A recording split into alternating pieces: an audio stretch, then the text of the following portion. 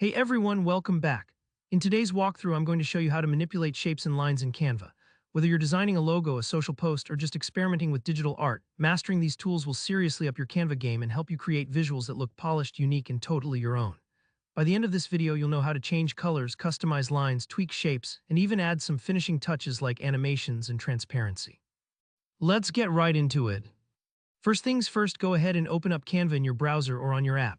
If you haven't created an account yet, it's quick and free and it'll unlock all the tools we're about to use. Once you're in, click that bright purple Create button, usually at the top right corner. This is where every new project starts. Now, to keep things simple and focused for our tutorial, let's choose Custom Size from the options that pop up.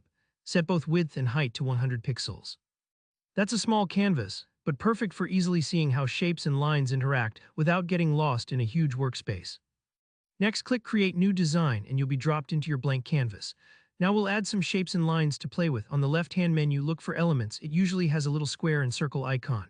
Click that and you'll see a whole variety of graphic options. Scroll until you see Shapes and Lines, then click to add a few different ones onto your canvas.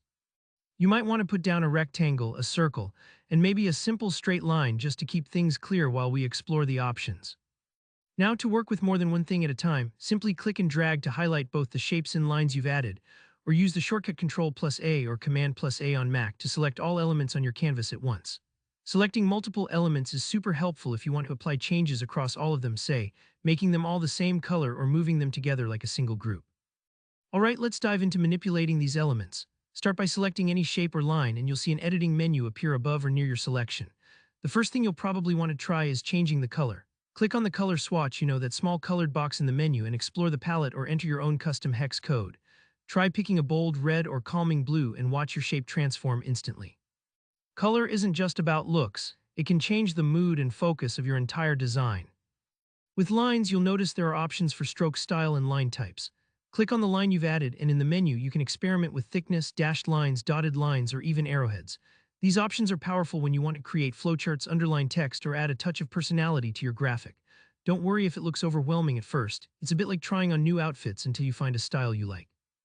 When working with shapes, you can also adjust the corners, round them out for a softer look, or keep them sharp for a more modern vibe. Just look for small white circles at the shape's corners. Dragging these will help you find the perfect edge style.